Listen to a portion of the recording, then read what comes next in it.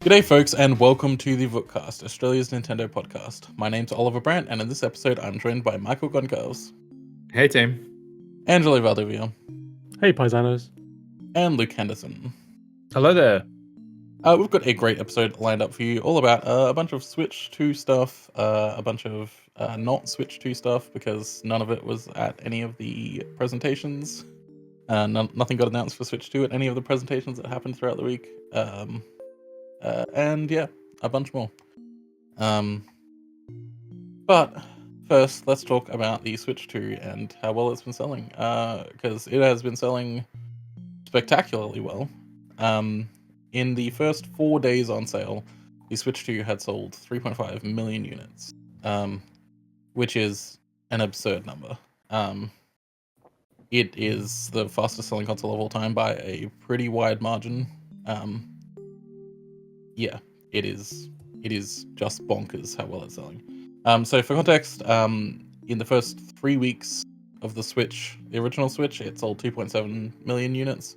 And the PS5 and PS4 both sold 4.5 million units in the first 6 weeks of their launch.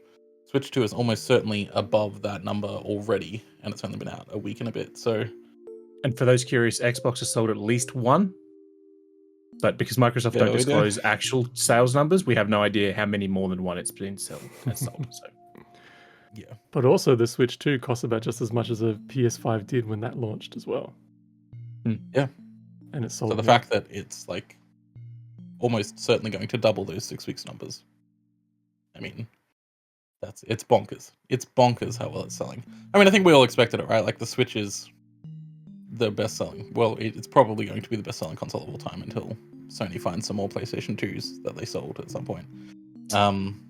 But yeah, Didn't Japan clock in like 940,000 units or something? Yeah, and that's without My Nintendo Store sales as well, so it was almost certainly over 1 million. Yeah. I genuinely wonder if all Nintendo consoles would have had much larger opening or launch weekend sales if they had just had stock to meet supply. So, supply to meet demand. I genuinely wonder if that would actually have blown the doors off as much as, well, maybe not as much as this has, but proportionally similar. Because that's always been the notorious thing with previous consoles is that Nintendo just didn't have enough supply and then scalpers got involved, etc., etc. The Wii took many, many years to finally get into stock where people could just walk into a store and pick it up because people would have to pre-order and wait for next shipments, etc.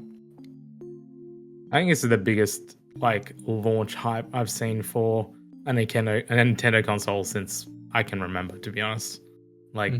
Nothing even comes close to this.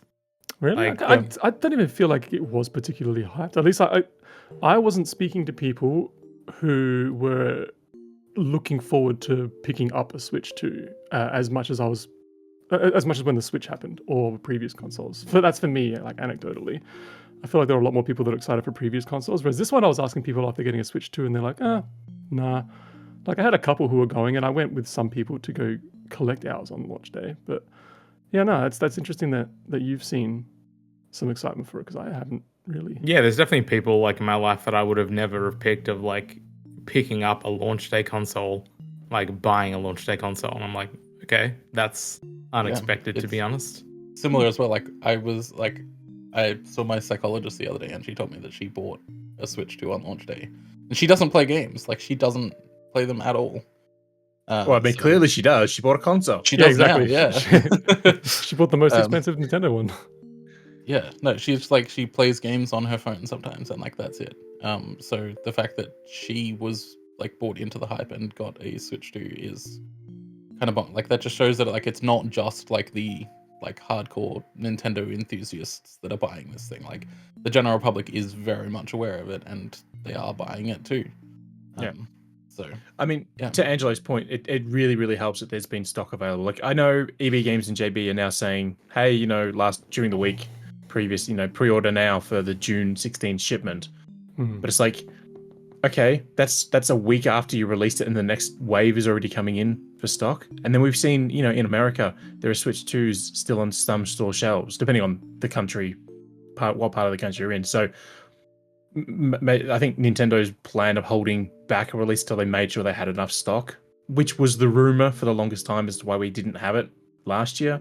I think that's probably helped them out a great deal because, it seems to have worked out in their favor so far. I'm also surprised we're getting such a fast restock, considering like we didn't really sell out for the most part until like very close to launch day. Yeah. Like I assumed that it would just be like a really large, well, not a super large gap, but there would have been a decent gap between launch day and then like the next drop. But it's only a couple like weeks, EB which is was wild. saying like late June or like early July, and then they were just like, no, June 16. That's when the next wave is. You can order it now. So like Nintendo was like clearly on top of distribution for this. I wouldn't be surprised if the second wave of Switch 2 consoles was just like sitting in Nintendo Australia's warehouses until after launch day. Like, Well, we would also not saw surprise me in the slightest. we also saw so many photos in the lead up to the launch of retailers with their stock like a week or two before launch day as well. So that's obviously the initial shipment, right? So that means that by the time that these next shipments arrive, at least in Australia, that would line up with being like almost a month between shipments. So I guess that kind of makes sense. Yeah. And like there was so many reports of like, obviously this is America, so they're gonna have like an absolute shit ton of stock regardless. But like, they were like, oh, I'm at my Walmart in like bumfuck Idaho somewhere that I've never heard of, and they've received like 450 consoles, and I'm like, okay, like they got an absolute insane amount of stock. And I think everyone in the US was surprised that obviously it pre-sold out, but you could reasonably easily go into a store on launch day and pick one up. Like people had a ton of stock available. I do know Real cool. in America, especially one of the people, somebody I know, they bought one today, or at launch, specifically for later in the year for a birthday present, and they did that to avoid any potential rise in cost due to dump. So that maybe helped facilitate an earlier pickup, especially in America. People wanted to make sure they didn't have to pay any more than they needed to. Has anyone checked in with the scalpers? Anyone know if they're doing okay? Most of them are in tears.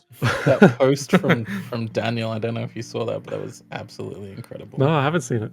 He Someone posted in the messaged. chat? There was somebody else scalper. I'll try and find it. It was on Blue Sky. He posted a thing where like there was a scalper trying to sell it on Facebook Marketplace, and Daniel messaged him and was like, "Oh, is this still available?" And he was like, "Yep, it is." And it was like, "Yeah, I'm not surprised. There's heaps of them in stores." Which is fucking hilarious. That's great. Also, I still need to sell off my second Pro controller. I keep forgetting to do that. But yeah, I don't know. Post that in the chat. Yeah, it's a good start for Switch 2. The only issue now is Nintendo need to keep giving us a reason as to why it makes sense to have one. So yes, Hopefully they'll get to. Ollie just shared the image. It is great. It's Yeah, no, really I saw good. it when Daniel posted it. Yeah. But yeah, there's been plenty of stock. Scalpers are, suffering, which is very good. Yeah, there's even someone like on my Facebook Marketplace that is like selling it below the cost that it is in stores, which is very funny. But yeah. Moving on, we got a bit of an interesting announcement. This is actually the first, I think, Switch 2 game announced by Nintendo after the Switch 2 released. Yeah, it was announced in Nintendo Today, which is where some announcements happen now. Yeah, it seemed like that came a little bit earlier than Nintendo anticipated, but whatever. It's a spin-off, a single-player spin-off for Splatoon, called Splatoon Raiders, where you take control of a new character called the Mechanic, and you team up with Deep Cut, which is Shiver Fry, and the big man. We love him. And do stuff on this island. We don't really know anything about it. They gave us a trailer that didn't really tell us much. But I mean, it's a single player spin-off game, which is a really interesting direction for Splatoon to take. Splatoon 3 also got a Switch 2 update, which increased the resolution, detail, and frame rate in some areas as well. And on Switch, that also added like 30 new weapons and a new area. So that's nice. Also, Splatoon 3, which is the one that got the Switch 2 update. There's too many numbers in this. Splatoon 3 runs at 4K now, a native 4K. It's a dynamic between 1440p and 4K, but it stays on 4K most of the time, which is nuts. For like a fast-paced 60 FPS game. So, yeah. Are we interested in Splatoon Raiders? Because I know, Michael, you are like vaguely interested in Splatoon, but like suck at the multiplayer. Are you more likely to pick up? I'm sorry, I played with you. It's true. Yeah, are you interested in Devastating. a single player spin-off? Not really. Like, maybe I guess, but like, it's not really my jam. Like it. Like, what are you even doing? Yeah, well, I collecting mean, shit, we I don't guess. really know. I'm very keen on Splatoon Raiders just because I like Splatoon. I like the concept, but I just don't have time for the multiplayer. I don't give two shits about the multiplayer because it's one of those ones where if you don't play consistently, you sort of fall behind everyone else. And I don't know, it groups you with other people of your same skill level and all that sort of stuff. But even still, like I play so many games that trying to remember what the controls are for one game where it's, requires me to know every precision movement off the top of my head. Yeah. So the single player stuff for Splatoon has always been more appealing to me. So I'm excited for this one. Obviously, if it's some bullshit gacha game that they're just like, throwing up as a joke, then I'm not going to be into that. But we'll see. I saw that obviously Splatoon 3 got the update. I didn't read much into it. Did it get mousecon support? It did not, and there's a reason for that. Because there's still crossplay with Switch 1, right? Like there's a gap between gyro and stick players, and there would be like a gap between gyro and mouse players. But the gap between stick players and mouse players would be so wide that it would just be pay to win, right? If you have a Switch 2, you win, right? I'm okay with that. I mean, yeah, for you that would be great. I mean, I imagine the next proper Splatoon game will probably have mousecon support. But surely that wouldn't be a problem for those who have a Switch 1 and then they put an update to make it compatible with mice where you could just connect a Bluetooth mouse. I mean, the problem with that, right, is that you can only guarantee that there's going to be 3 buttons on a Bluetooth mouse, right? There's the left click, right click, and middle click. And Splatoon requires more than 3 buttons on its right-hand side, right? So you can control the mouse, sure, but like you need to be able to use bombs and shoot and sounds like a Nintendo other problem. stuff as well. Jumping in. I mean, there's just not enough buttons. There's, like 3 buttons is not enough, right? Like if you had it on the right Joy-Con. I mean, like this is why I've been advocating for a Pro mouse from Nintendo that has more buttons on the side that you can use instead of, the Joy-Con. But whatever. As it is, there's not enough buttons. And that is, yeah. But either way, like people would just be fucking stomped by mouse players on Splatoon. To be fair, there's people who get stomped regardless when they play Splatoon. Yeah, that's true. Some people, so. Oh yeah, like the floor and the ceiling of that game are like so far apart that it is not fun. Like probably more than any other kind of shooter, I think, because of the way that the movement works and the way that like there are no like hit scan weapons or anything like that. So like the floor and the ceiling are so far apart in terms of skill levels. So yeah, you do get stumped sometimes. But that's part of the fun. And I think like with Splatoon, right, the matches only last 3 minutes. Like it's not enough time to really be mad that you've lost a game because it only took 3 minutes, and then you can just play another 3-minute match and probably win that one. I don't know. I've seen some people get really mad after losing a 3-minute match. I mean, yeah, but not me. I don't know. I've played a bit more since the Switch 2 batch came out, and I've been really enjoying it. So I will say I did enjoy Side Order, which was the DLC they released for Splatoon 3. Because that's just a roguelite version of Splatoon single player. So every time you go in, like different enemies, different levels, different requirements in it, it's good fun. Yeah. I was just watching the trailer for Splatoon, whatever this is, and my goodness, one of these characters is like the ugliest character design I've ever seen in a video game. I just posted it in the group chat. It's the one on screen right with the blonde hair. Just looking at her makes me feel so uneasy. That's the point. She's supposed to be uneasy. I like the Splatoon games. Don't get me wrong; they're fine. I like them from a distance. But when I get close up to it, I'm just like, no, can't do it. Yeah, just give me mousecon in Splatoon 4, whatever the hell they're gonna call it, and I'll give it a whirl. And then you'll be like stomping children instead of probably the child not being still. stomped. Yeah, man. That's what they're there for. They're fodder. you can give him all the crutches in the world, doesn't mean he can walk. That's the school of hard knocks right there. What's funny, in Fortnite, because Fortnite got its big Switch 2 patch. Switch 2 release. It's a separate app altogether for reasons. But it prefers matchmaking you with people on Switch, which when you have mouse controls means that like it's primarily just like children because they don't need to pay for Nintendo Switch Online. So it's like a bunch of children like just playing on their Switch Lites, and you can just go in and clean up. Not that I've been doing that. I have been playing some Fortnite. I'm not saying that I'm going in and just destroying the lives of 8-year-olds, but I'm not saying I'm not currently doing that. setting up a calendar event for later. I am just going to start downloading it right Literally now. just going to download it. I will say I don't play Fortnite because I own the original Fortnite, not the Battle Royale stuff. And the thing that I'd liked, I saw a clip earlier today of they put King of the Hill in there. And which, by the way, Ollie, somebody during the week pointed out that because King of the Hill was a Fox animation thing and it's now owned by Disney, King of the Hill and all the Futurama stuff can all go in the next Kingdom Hearts. True. So Yeah. just be aware of all that. But yeah, I'll tell you what. In the King of the Hill in the Fortnite thing, there's a thing where you can stand still and what's his name? Hank cracks a beer and it just fast forwards like it does in the opening animation.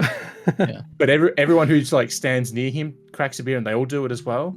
Yeah. And It's sick. somebody in the chicken guy suit from Family Guy was trying to open this 10-minute case because there's a suitcase in the game. It takes 10 minutes to open. So they're all standing in front of this fake picket fence that pops up as part of this animation. And they're all doing the whole fast forwarding animation thing. And I just thought that was just hilarious. Like, it doesn't make sense to have Cleveland and Peter Griffin and all that in there, but I just thought it was funny. So, Yeah. I mean, it doesn't make sense to have Bob from Bob's Burgers in there, but I did buy that bundle too, so you know, they know how to get me. Look, I had some V-Bucks already because Epic likes to give those out to games journalists, so I had some of those. And I had previously bought a few Dragon Ball Z skins, which is quite fun. It's nice to be able to go into Fortnite and just like fuck people up as Android 17. But yeah, I saw Bob's Burgers and I was like, oh, I can't not get that. So yeah. Please report back, Angelo, in the next episode about how many children you stomped in Fortnite. Oh, weekly on PS5, but now that I have it on Switch, I can roll children on the go. Yeah. And it has mouse support, so yeah. So other Switch 2 updates, there's quite a few. The known updates for Switch 2 came out a while back. And then a bunch of other games were also updated for compatibility on Switch 2. As far as we can tell, none of these really actually do anything to improve the games. But Xenoblade Chronicles 3, Kirby Star Allies, Kirby Dream Buffet, Mario Wonder, and Mario 3D All-Stars all were updated for Switch 2. And we really have no idea what it does. But they just seem to work as they did previously, so who knows? I assume Yeah, the All only- Stars is probably some weird emulator thing that they Yeah. need to update. Yeah. And then, the only other game to get a fix was Pikmin 3, and that was to fix a flickering screen issue at the end of certain days on the new hardware, which isn't entirely fixed, but is mitigated. It's going to be fixed properly in a future update. While we're talking about updates, what do you guys reckon the chance is in the next 8 to 9 years of Switch 2 life that they add a update all button to the goddamn UI?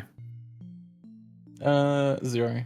They didn't do it in the 8 to 9 probably. years of Switch 1, so To the UI. Wait, what do you mean? you Like, can't just just like going to hit the- update all.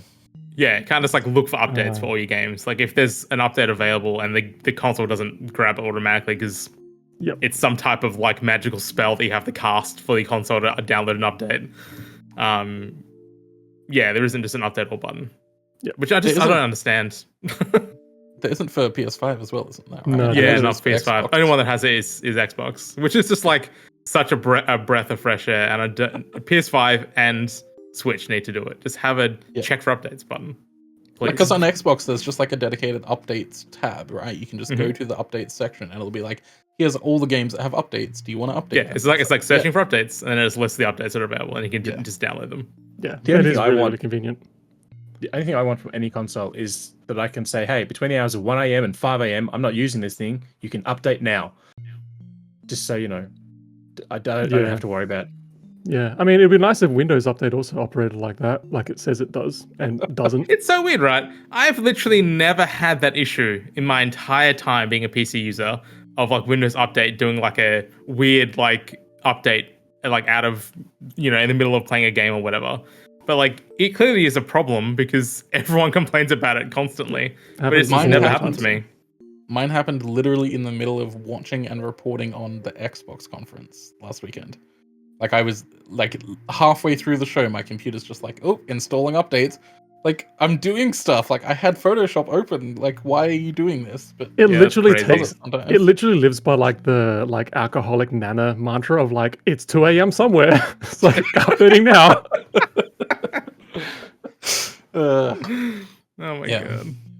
god. So yeah, we'll probably get more updates for Switch. I mean, we got Splatoon. Splatoon 3 got a Switch 2 update. So I imagine over the next 6 months, most first-party games will probably get updated in some way for Switch 2. There are a few that certainly need it. So I'm intrigued to see if like what games just get a Switch 2 update and what games get a Switch 2 update plus content drop. Like it's gonna be interesting. Paid thingo. Like for example, like when Metroid 4 eventually comes out, I wonder if they'll do something and be like, oh, here's like Switch 2 update, a free one for Metroid Prime remastered or something like that, or here's like that'd be Switch 2 nice. content. I reckon they'll do something like that. Like other Not that- platforms do something similar. Surprisingly, not surprisingly, like the game doesn't really need one. Like it No, looks and runs so well. It does, They but did an it's- amazing job. But give me 4K 60, please. Why not? Yeah, That'd or be they sick. give you like, oh, here's like a skin or something like that. Here's like the newest outfit in Metroid I will 4 say Prime Mouse the mouse support. mode support on support. Oh Prime yeah, 4 is so good. If they put that in Prime remastered, yeah, that'd be amazing. Yeah. And I think as well, like the problem with like games that aren't updated is that like they are running at 720p in handheld mode on a 1080p display, so like it is a little bit smeary. Like it's not the worst. I've definitely seen worse. Like all of the games that ran at like 240p in handheld on Switch 1, that were then stretched up to 720p. But yeah, it is. Some games do look a little bit soft because of that. So it would be nice to get more games updated. I will just point out, like, so obviously Nintendo are slowly updating some of their games to work better on Switch 2, whatever the detail is, we don't know. You get games like Hogwarts Legacy, which is doing an upgrade path to a Switch 2 version. No Man's Sky is doing a free update if you already own the game to a Switch 2 version. And then here comes Sega releasing the same games that are already on Switch, a Switch 2 versions you got to pay full price for. Yeah. That can go away. They can stop that. They shouldn't be doing that. So Yeah. on updates. But yeah, it's- speaking I of, was- go on. I was going to say it's nice to see that. Oh my god, I'm blanking on what the game is called. Fast Fusion.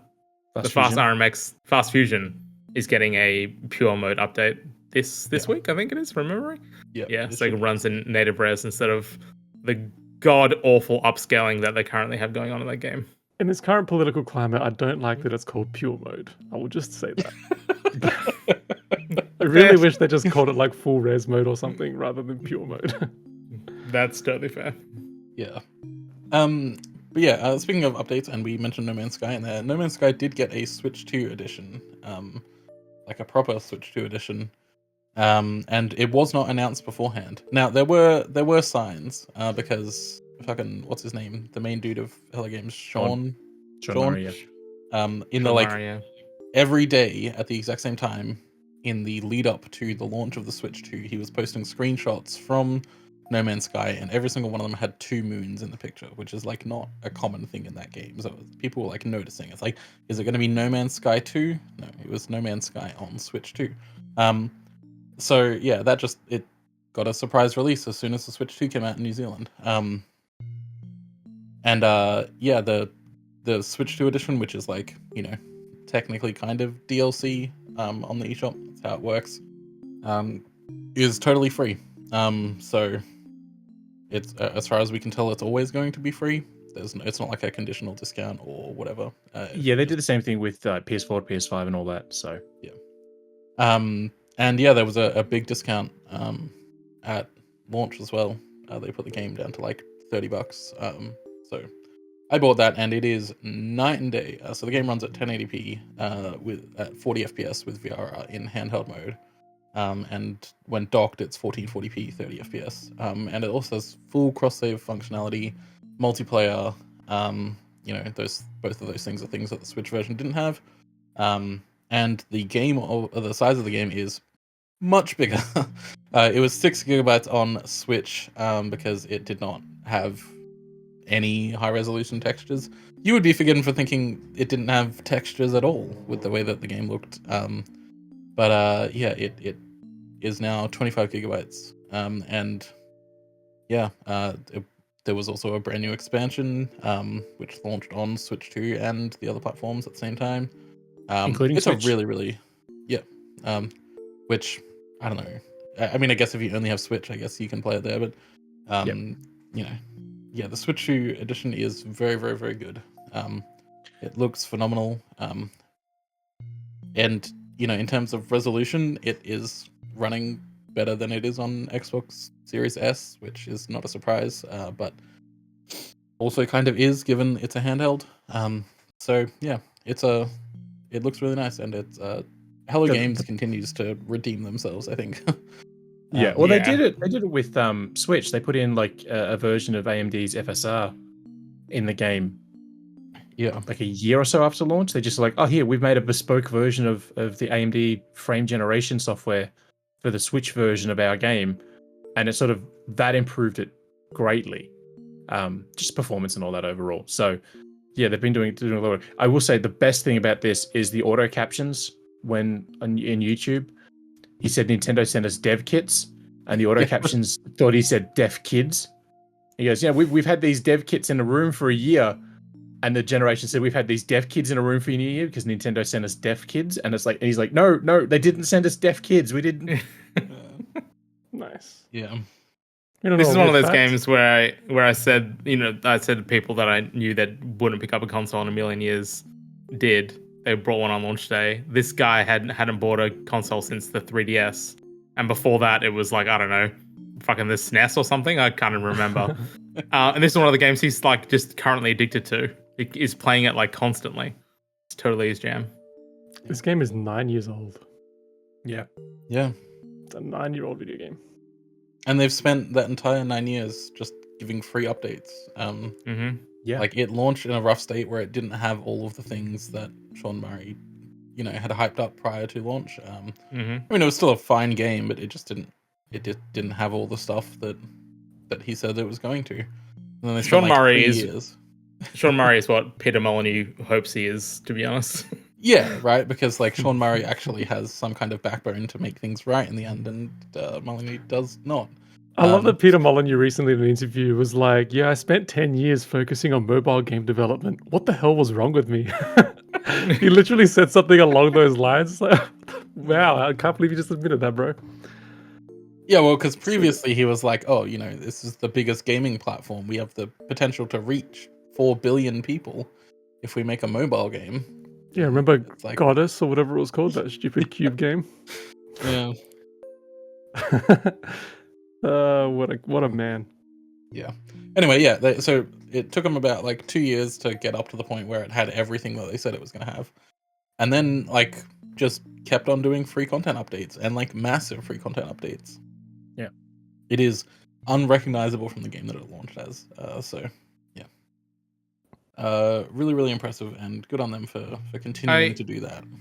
I really hope everyone, because this has to stop at some point, right? Like, this is not a perpetual thing. And I wouldn't be surprised if that point is coming sometime soon. Yeah. I really hope everyone isn't a massive asshole about it. Like, they've done their hard yards. Like, they've, above and beyond redeemed themselves here. Well, that's kind of the point that I was making. Everyone, please don't be a massive a-hole. Yeah, that's kind of the point that I was making. Is like this is a 9-year-old game, and people are still like, "Oh man, they've really redeemed themselves." And you just hear that over and over again, like yearly when there's a new content drop. They're like, "Oh, they've redeemed themselves again for like the 9th time." It's, like, Well, that's the it's thing. been 9 years.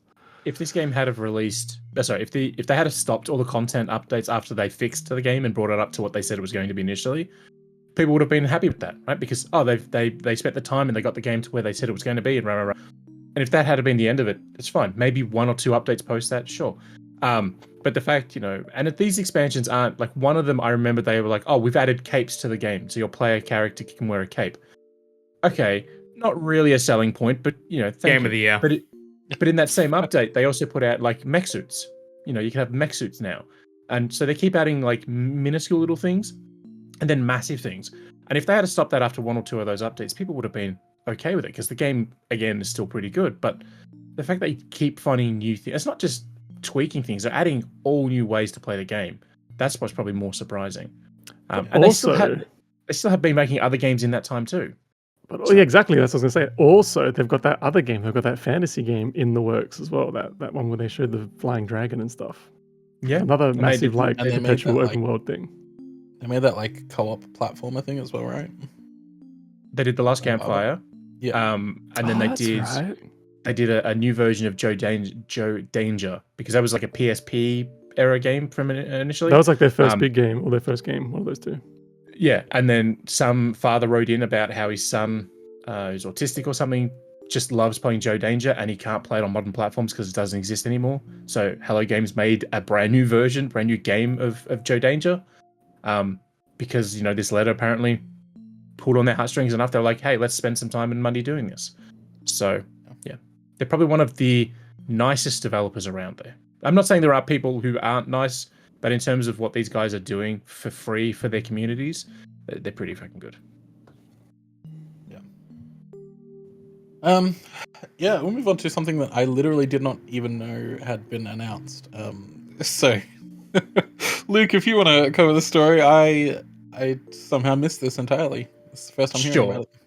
So during the State of Play, the PlayStation Showcase, which for us was at 7 a.m. on Switch 2 launch day. Right, yeah, that's why I missed it. Yeah. So I don't know why they picked that day. Couldn't have been because they wanted people's attention. But yeah, so Digital Eclipse popped up in the State of Play to announce the Mortal Kombat Legacy Collection, which is coming to Switch and Switch 2, along with PlayStation, Xbox, and PC. So Digital Eclipse are the folks who did the Teenage Mutant Ninja Turtles Cowabunga collection recently, Tetris Forever, Atari 50, and a whole bunch of others.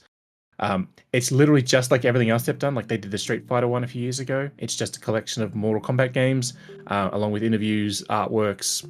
They even called out marketing materials. I'm not sure marketing materials is something you want to track, but yeah, it's just going to be a collection of all the old Mortal Kombat games. The ones that have announced so far.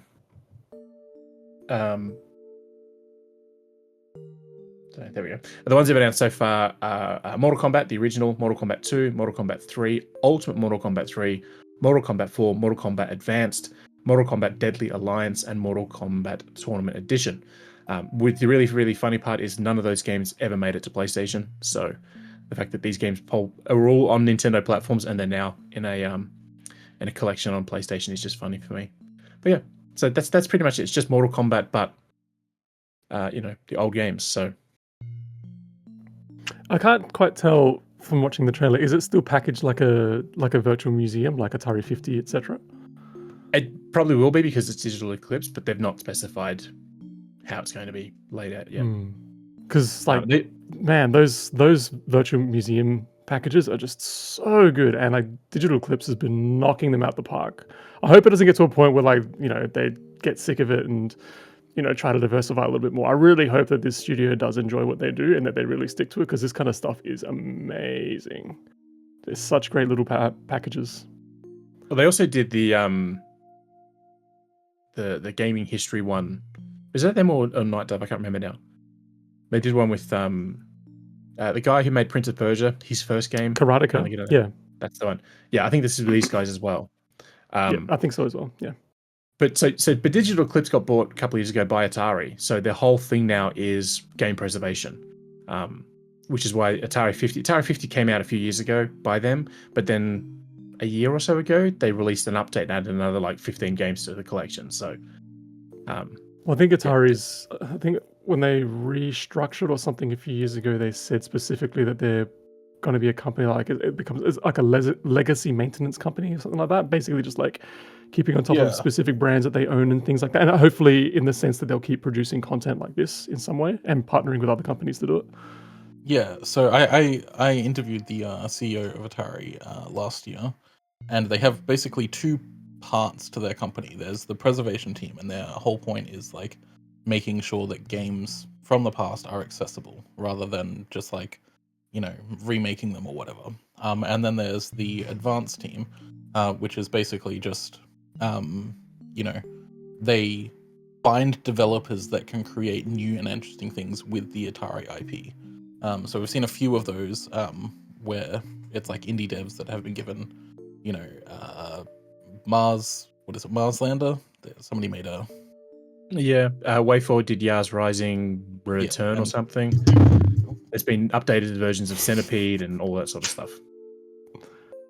Yeah. Rest in peace, headphone users.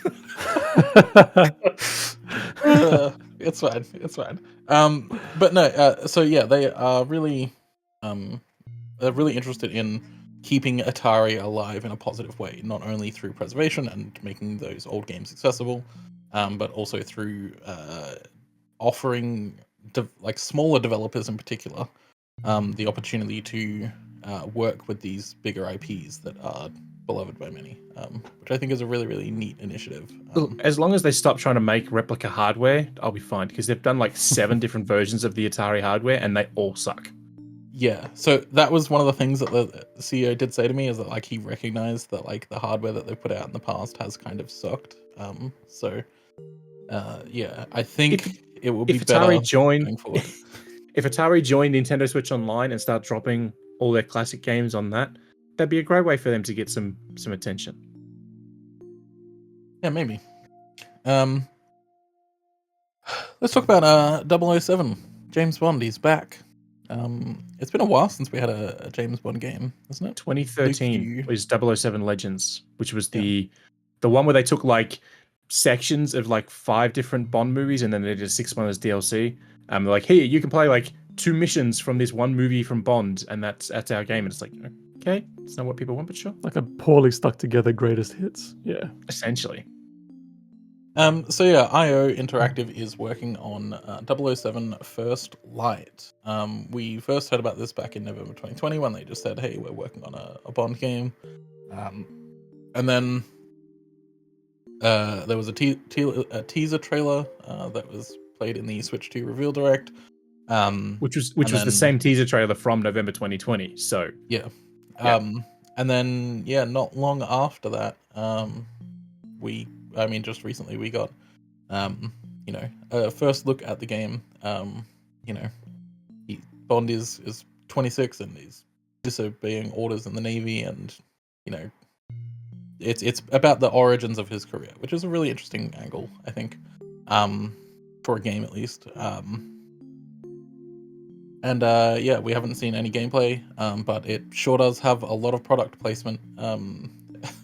There's Aston Martin, Coca-Cola, Range Rover, Nvidia, just all sorts. What was funny is IO, their official name is IO Interactive. People just call them IO for short. They had a showcase during not E3. And what was really funny about it is they had a lot of slide packs with like numbers and stuff. It was very like E3 2005 level. And then one of the slides they put up is they had, these are the partners we're working with for 007 First Light. And it's, Amiga, Coca-Cola, Aston Martin.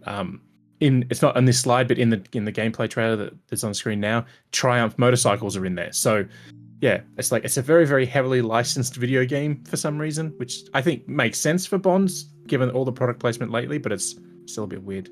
To be fair, James Bond films have always been filled with product placement, though. Like, whenever he goes to Q Branch and he's got the new little gadgets, they're always like, oh, look, there's this fancy new Rolex.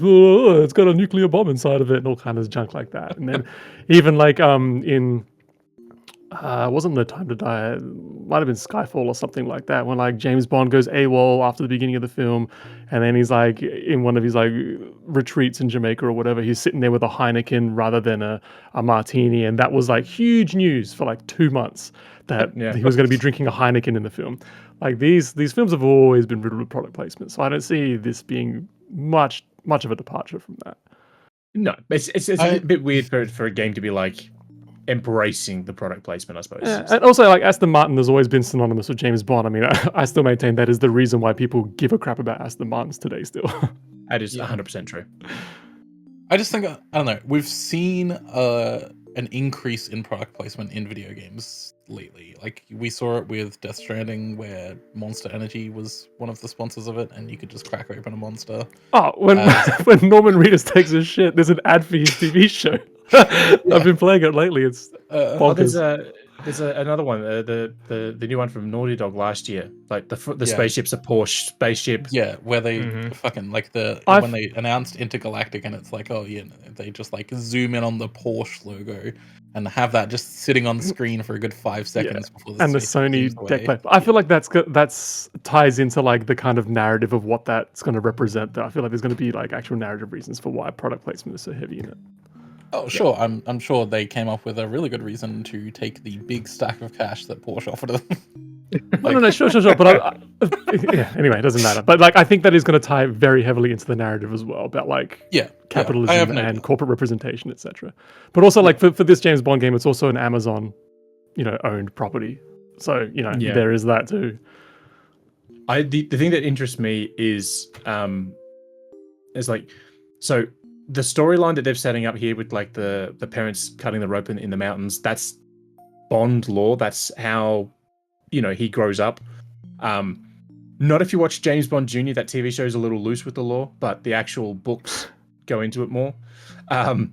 James Bond Jr. was a thing, people.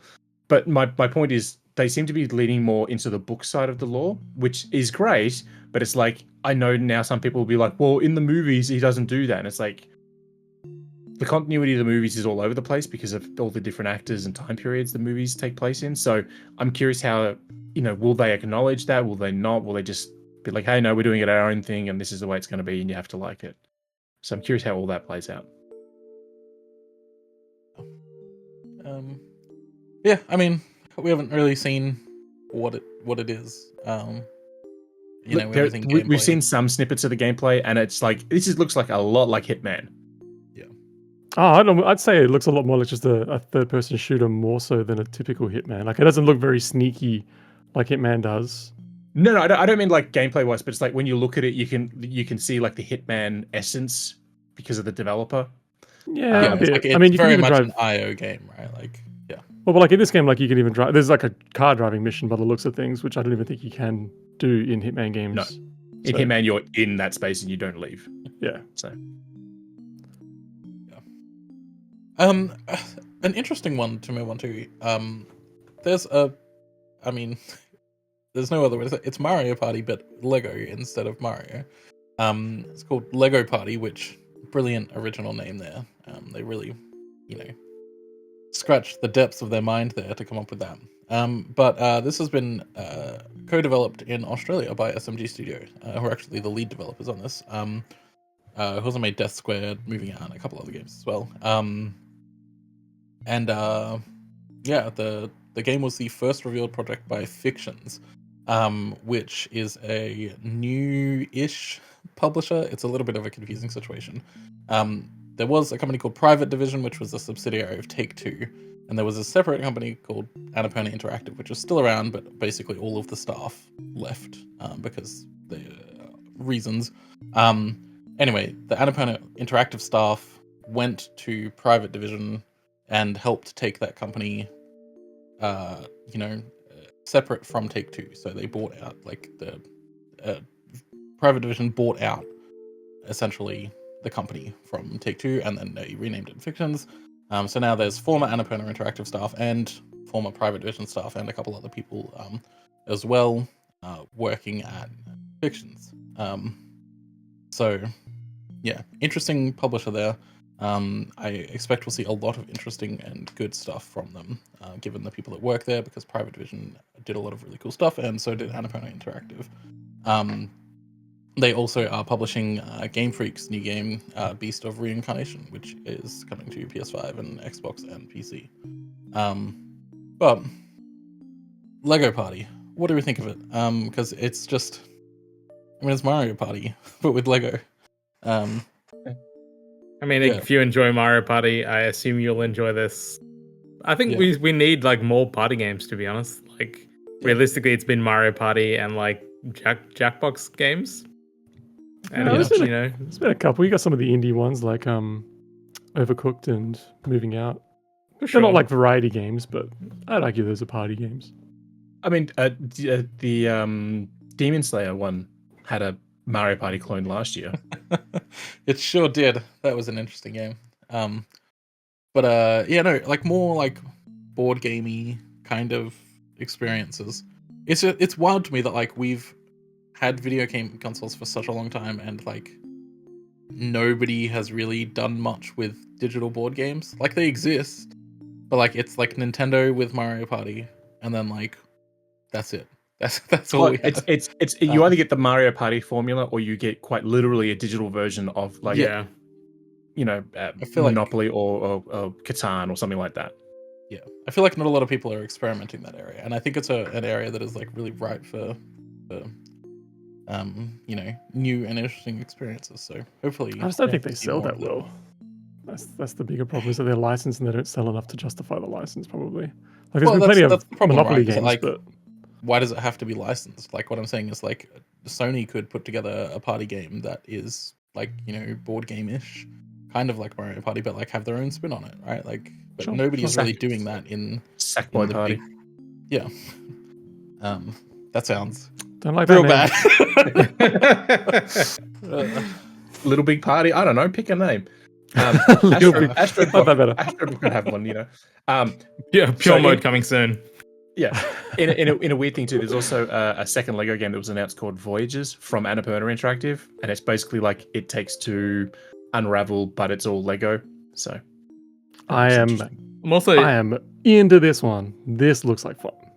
I'm very surprised at just quickly at the end of the Lego.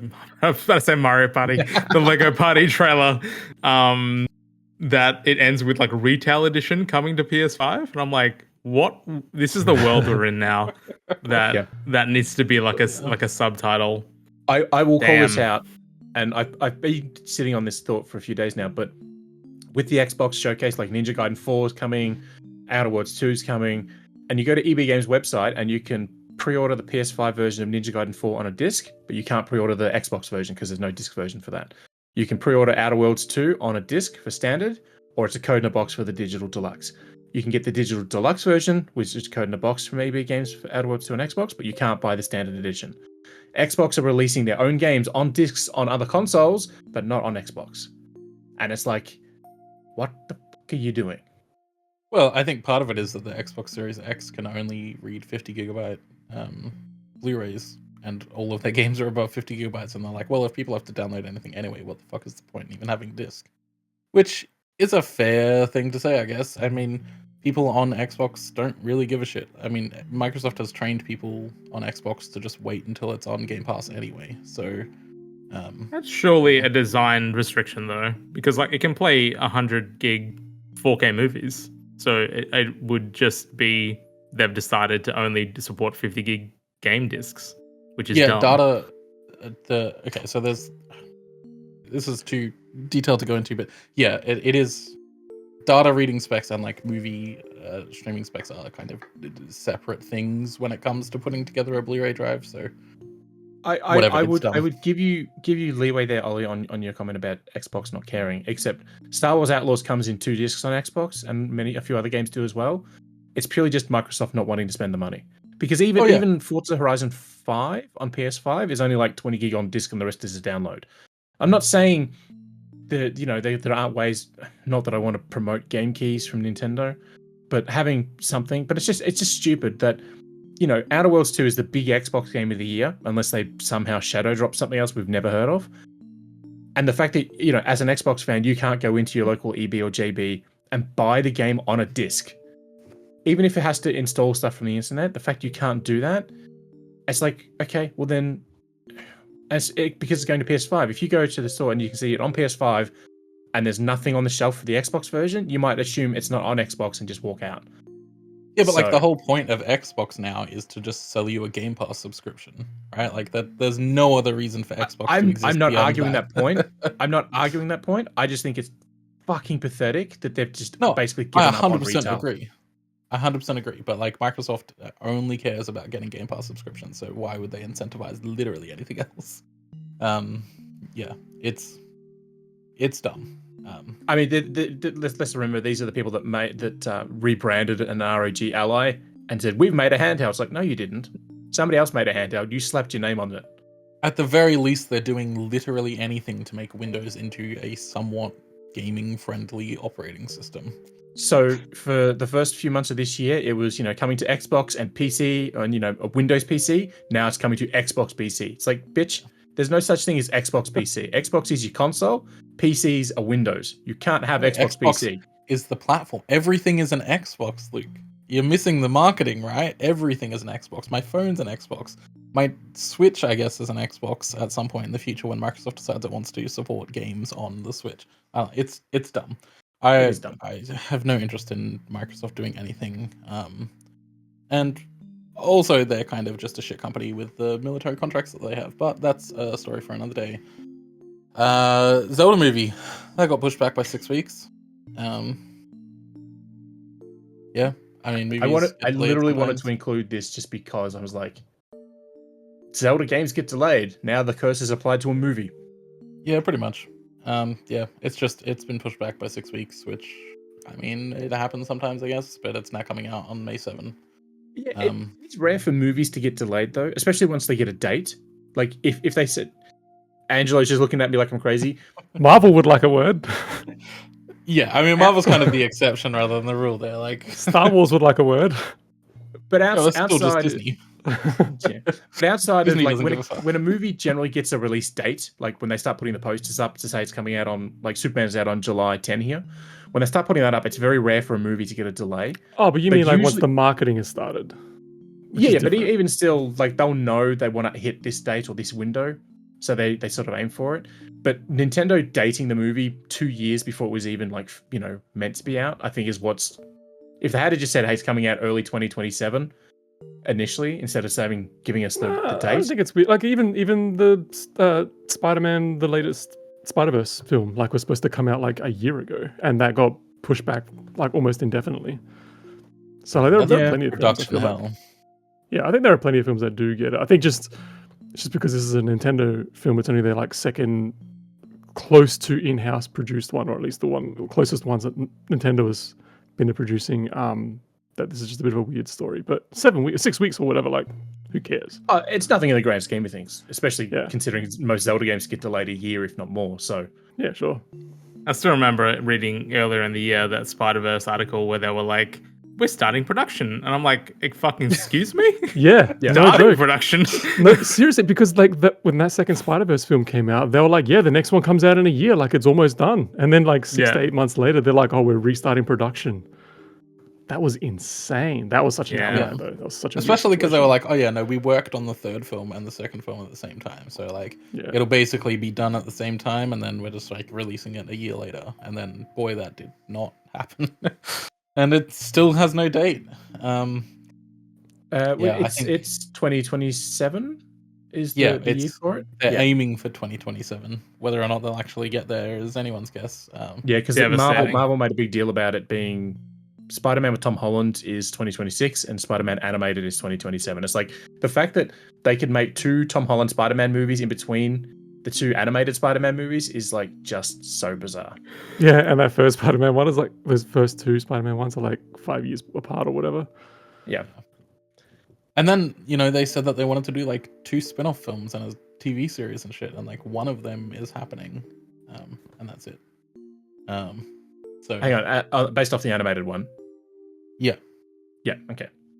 I thought for a second, I'm like, I don't remember anything about the Tom Holland spin-off, but yeah. No, the animated one. Spider-Verse stuff, yeah. Yeah, they were going to do a Spider-Women movie, which I was really looking forward to, and then that just doesn't. Well, seem to exist we already anymore. got Madam Web, and that was already such a huge success. What are you talking about? God. I haven't seen it love yet. that, I genuinely really want to watch that movie. I've not seen it. I It's really like want to see it's it. not as bad as like it's not inherently a bad film. It's just like there are Yes, so it many is. things where it's. I think it's kind of like goofy, right? It's like it's goofy superhero. It's like Spider-Man 3. Like it's not a great film, but it has like goofy bits to it. Yeah, but that's the thing, right? like, Like the everyone thinks funniest thing. everyone thinks the superhero films have to be perfect. It's like no, they can be dumb. They can be bad. Like that's fine. So go on, to your point. The funniest thing about Madam Web is like how they go to such great pains to not mention Spider-Man or anything even remotely related to the main Marvel universe. They just hate any possibility. Like they go right up to the line and they're like, well, we're not gonna say the word. And it's like, come on, man. Like Peter Parker is like born at the end of that. I mean, spoilers. Peter Parker is born at the end of that film, and it's like, oh, we'll call him Peter, and it's like, come on, man. Like that. What a fucking stupid. Anyway, for the same reasons, I also want to watch Kraven the Hunter. Just for the same thing. Just like I know it's going to be terrible. I really want to see it. yeah. I cannot believe Kraven the Hunter was the movie that was going to be like, okay, this is going to justify us making more Spider, universe films in the future, and then it bombed so hard that they were just like, yeah, no, we're done. Like That was another one that got delayed by a year to make it better. Superhero movies really wasn't are. it supposed to come out in like 2021 or 2022 initially?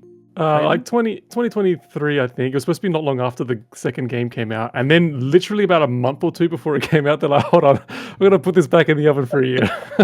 I just find it interesting that like Sony even thought that they could make like a Spider-Man off-brand like spin-off universe. Like it's just they just It don't sort of worked get for it. Venom, kind of. I mean, yeah, I guess like for Venom 1, but even like Venom 2 and Venom 3, like Yeah, exactly. So, whatever. I will say, I just think it's absolutely hilarious that Sony are producing the Legend of Zelda movie. Yeah, but like Sony's companies are like very like divided. They don't have. I'm not saying that PlayStation's involved. I just think it's funny that Sony's involved. But again, Sony have an indie publishing arm via their music division that publishes games on Switch all the time. Yeah. So yeah, It's also exclusives on Switch. It's also another very large Japanese company, so I can see Nintendo partnering them, no issues. Oh, 100%. I mean, Sony own basically the entire anime industry at this point. So Yeah, they're like the biggest entertainment, like diversified entertainment company in Japan, so it kind of makes sense. Yeah. But yeah, because of that, they are very siloed. Like their companies have to effectively operate independently, because otherwise they will just get destroyed by antitrust suits and anti-competition stuff, which has happened in the past with Sony. So yeah, they keep their companies very, very siloed, and they largely operate independently. Anyway, that's about it.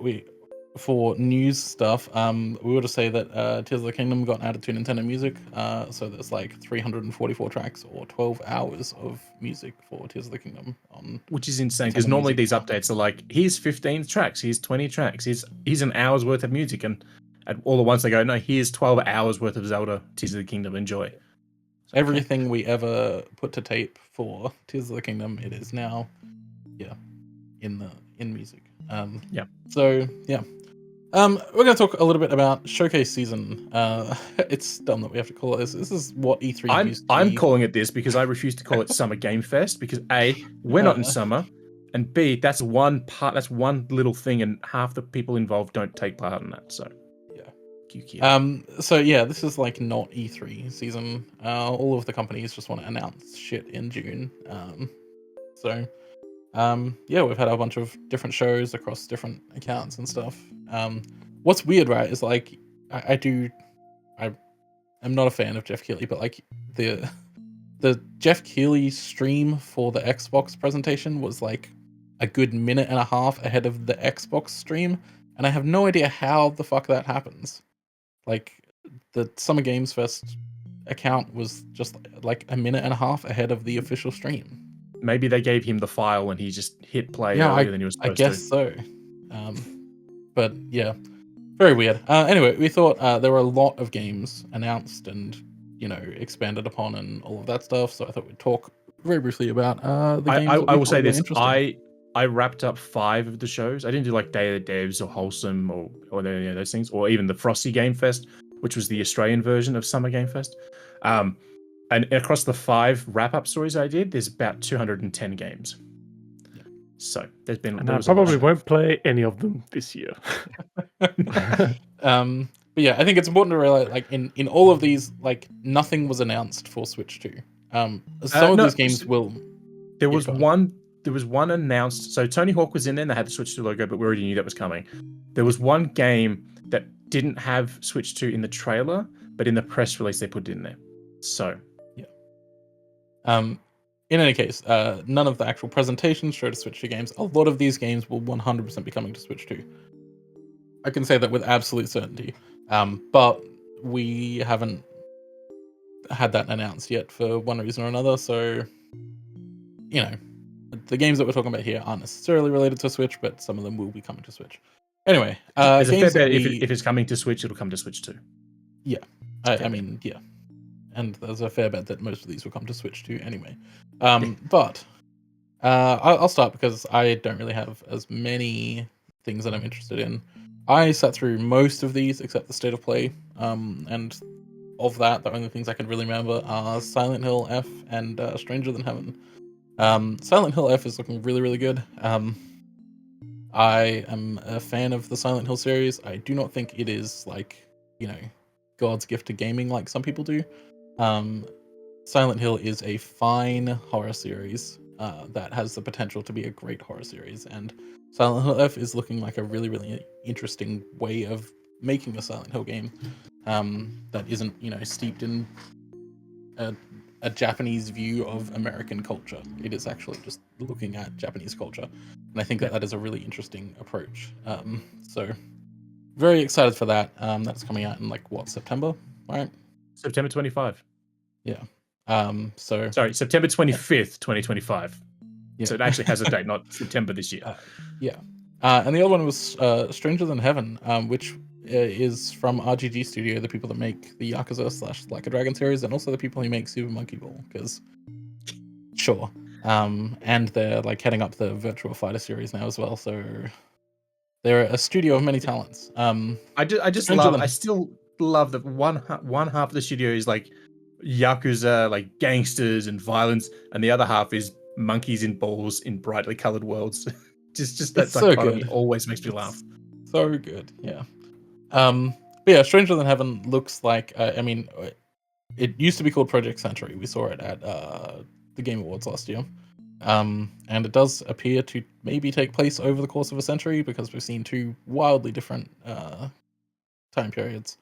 But yeah, it looks like just a hyped up, maxed out version of the Yakuza games with some investigative stuff like you see in Judgment, some just incredibly fast-paced and brutal combat, where you're just slashing at dudes with knives and beating their heads in with baseball bats, and it looks absolutely sick. It's funny because the tone, the narrative tone of the trailer is noir, so it's kind of grim and dark and moody, and guy lights up a cigarette and he's monologuing, and then it just hard cuts to wacky Yakuza stuff, or he's just impaling dudes with swords and punching them in the face, and there's stylish things happening. I'm like, sure, all right, calm down. Yeah, they have not extended that noir feeling to all parts of the game. There are parts when you're doing the detective-y kind of stuff, it does kind of fit that vibe, but then the second combat starts, they just throw all of that out the window to do fucking fast-paced Bollywood ass fighting. I'm a huge fan. It looks great. I love RG's work, no matter what they do. So yeah, very, very excited for that. Yeah, Michael, talk us through the games that you're interested in. Yeah, I only put down a couple as well, because obviously there's an absolute disgusting amount of games. But big one for me is Mouse PI for Hire. Looks sick. It's, an old-timey noir mouse detective game. It's first person. The world is 3D. All the characters are 2D, old school animation style. and it's voiced by Troy Baker because of course it is. He has all the acting work in the world. I'll say the cool thing about this is it's actually being published out of Melbourne by Playside. Awesome. Outside of that, the other thing that really caught my eye was Out of Words. It looks like this. It's a stop motion animated, like hand animated game from Epic Games. Sorry, they're publishing it, should I say? But it looks like a really neat co-op adventure, and I'm just really down with co-op like style games lately. So please give me more of that. I still have to play Split Fiction. Actually, it's still on my list. Cannot wait. Yeah, I really want to play that. And then, yeah. And then 007 First Light. I just give me some good Bond games. I think it looks sick. I cannot wait. Always been a fan. It's been a long time, like we discussed earlier, since a Bond game has come out, especially a good Bond game. So hopefully they nail it. Did you guys ever play Nightfire or Agent Under Fire on GameCube? Yeah. Yeah, those were fun. They were okay. Yeah, Nightfire was fun. I really enjoyed Nightfire so much. See, this is the thing about like Bond games in general, right? I think for the most part, right, they're fun. They're not good. I don't think I've ever played a good Bond game, but I've played plenty of fun Bond games, right? Like, I think if I'm having fun, that's a good thing. So yeah, I will argue that Everything or Nothing, which is the completely original Bond game that EA did, was a good game. Because they didn't have to try and shoehorn it around an existing book or movie. So they were able to create their own story. There are parts of it that don't hold up today, like the driving, because I played them a few years ago on stream. The driving in that game is absolutely dog shit. But I remember back playing it when it was brand new that I loved the driving, so. All right, Luke, talk us through all of the things that you thought were interesting, because you've watched as many of these as I have. I mean, there was a few games that really caught my eye. Ball Pit, or Ball X Pit, I don't know how you're supposed to pronounce that one. It's basically a roguelite Breakout. So if you remember Breakout from the 70s, one of the very first video games where you had the paddle, it bounced the ball off everything. It's that, but it's roguelite. That was really, really cool. There's a demo up for that now on PC, but it is also coming to Xbox and Switch later this year. That's just phenomenal. I've been playing that demo for about a month now, and I can't stop playing it. Clockwork Revolution is the new game from In Exile. We've known about this for a few years, but they showed off this like 5-minute trailer during the Xbox showcase, and it just looks stylistically, it has so much, going on with it. With the guys with the not the handlebar mustaches, but they come out to like 6 inches off the side of their face and all that sort of stuff. It looks really, really cool. I just before you move on, I watched this trailer and like, there's too much going on. Like, I think it looks incredible, but like they just kept on adding shit and adding shit and adding shit. It's like when a 6-year-old tells you like a story and they just keep like, upping the ante over and over and over again. That's what this game feels like. And then like they're just like, oh, and then there's time travel and you can turn back time and change things. And it's like, so Jesus, what the fuck is this game? It was sensory overload, the video game, and the dial was just constantly being turned up the entire time. I'm just like, what is going on? The time mechanics we knew about, and the fact that they weren't in there from the outset, I was like, oh, they've obviously rebooted development because it's now more like a standard shooter RPG. And then towards the end, they're like, oh, and we also can do time again. I'm like, okay. Sorry. Someone showed me this trailer at work, and I was like, oh, this looks cool. And then I was like, when is this ending? Like, this was so long. I thought the same thing. This went for ages. Watching it live, I was like, is this just the rest of the show now? Like, is this coming out like today and this is the announcement and showing all of this off? Yeah, it just kept on like upping the ante, and I have no idea how it's going to turn out, because there's so much about this game that I think, like, if you took like any three things from this game and made it into a game, it would be really interesting. And no, I also see how it turns out. But I also love that the trailer was just absolute nonsense as well. It was like the most Bone Storm video game, just complete noise the entire time. I don't know what's going on, but I'm actually really into it. Yeah. Go on. The other games, There Are No Ghosts to the Grand, which first started out looking like it was just some sort of weird, hotel renovation game, and then all of a sudden there's like guys and girls singing and dancing, and then there's like Ghostbusters, and Yeah, it looks cool. I don't know who's developing that one. It was sort of a bit of a surprise for a lot of people, so we'll see how that one turns out in the long run. Resident Evil Requiem, because Ollie likes Silent Hill, I like Resident Evil, so I'm down for that. What was really funny is Ollie and I were talking as the show was happening. We were talking in the Slack, and we'll talk about it. And they did this thing where they brought the actress in who voiced Lady D. I can't pronounce her surname. That's it. They brought her in, and she's just like, "Oh, Resident Evil games are now on sale," and it's like, hang on, you don't bring an actor in, for, just to say that games are on sale. Capcom do that shit on Twitter all the time, and then they cut to the producer saying about, we'll be talking about more of this soon, and she was still in it again. I'm like, you still don't bring, and then when the camera in the trailer, which is now on the screen, when it showed her hair, so she's this girl sitting at the computer in the FBI office, when it showed her hair, I'm like, that's Capcom. That's Capcom's hair. Because the RE Luke and I, engine almost at the exact same time, we're like, oh yeah, that hair, that's Capcom. the RE engine just does not do hair right for whatever reason. There's always something off about it. And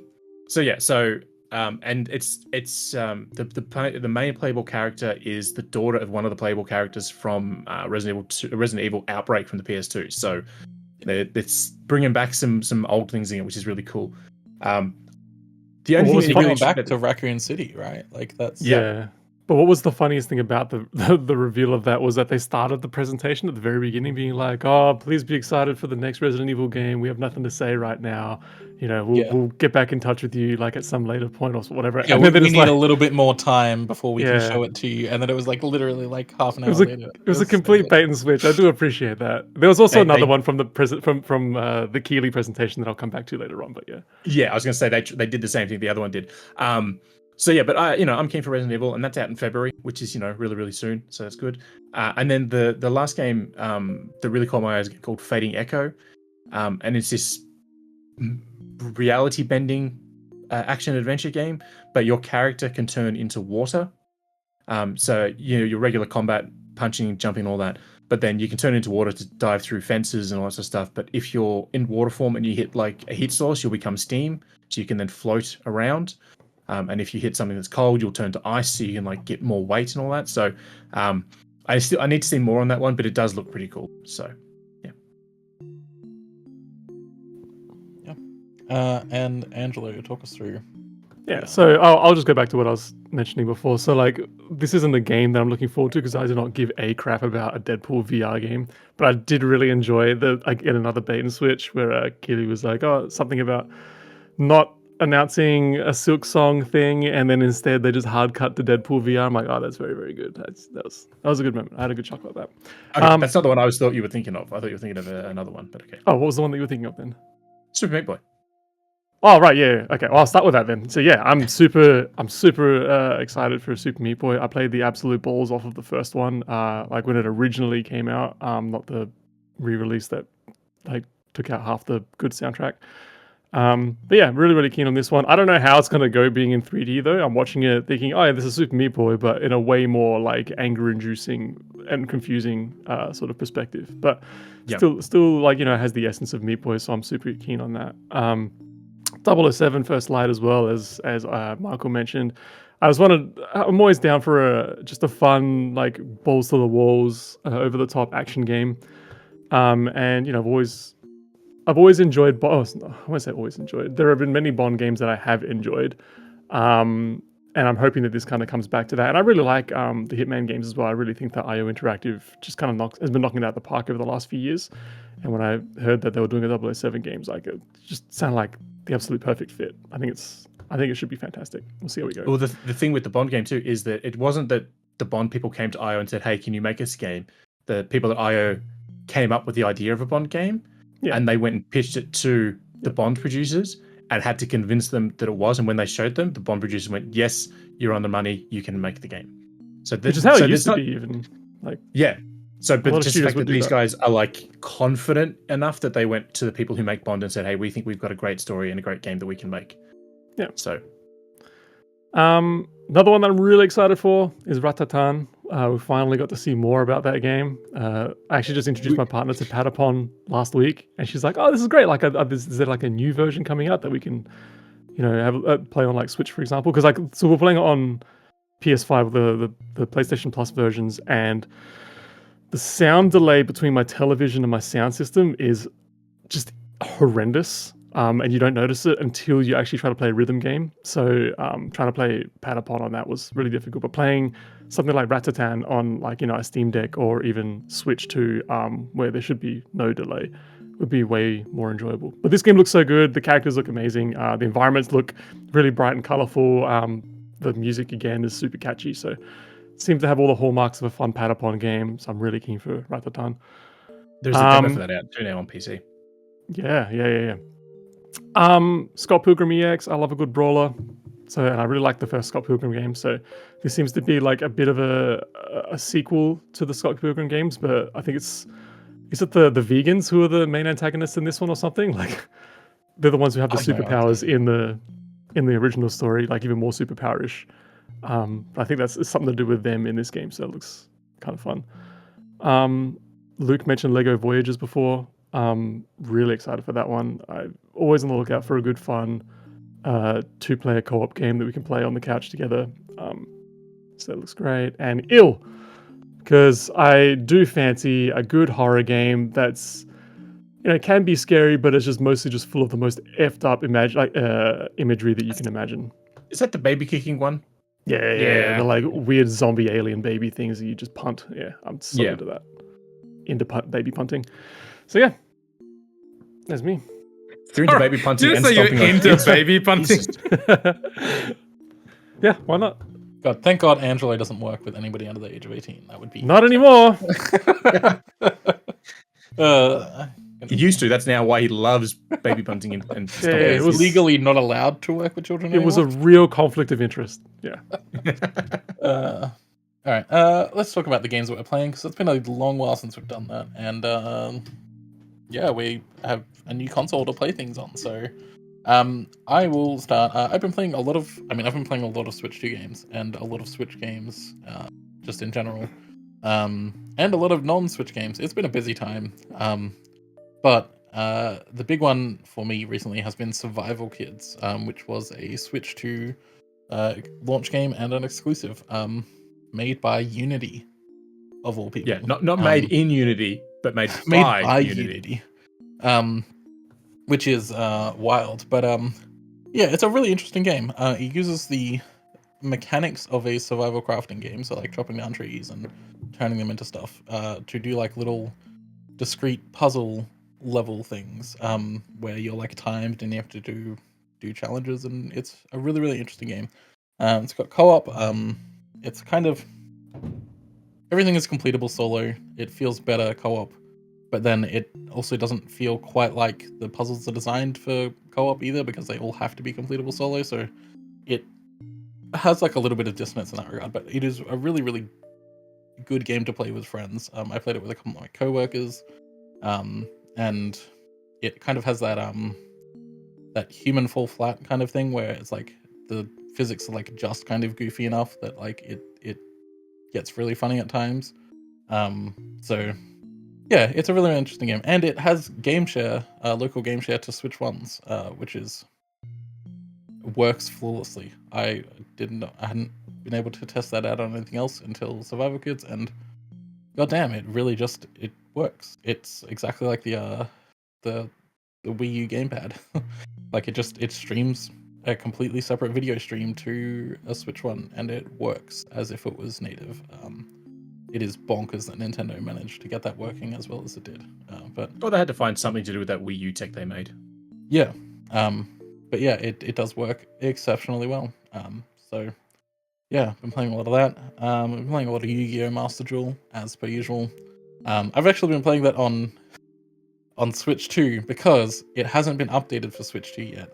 Which means while all the assets are really low resolution, it runs super fast and super smooth. It runs better than the PS5 version of the game currently does. So I've just been like smashing it, because you can turn on you can turn off crossplay rather. So like I found on the whole that the Switch player base for Yu-Gi-Oh! Master Duel is mostly children. There's been a lot of just like you like on stomping children. on kids too. Okay. I mean, look, I when I'm grinding out ranks, sometimes you got to do it. Yeah, it's fun. I've been playing a lot of stuff lately. I'll have more to talk about other games in the future, but I can't. I'm pretty sure I would be murdered by the PR people if I mentioned the big one that I'm playing. So, not gonna happen. You can tell us, and I'll just mute it. It's fine.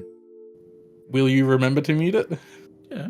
Oh yeah. Nah, nah, nah, nah, nah, nah, nah, nah, nah, nah. Sure.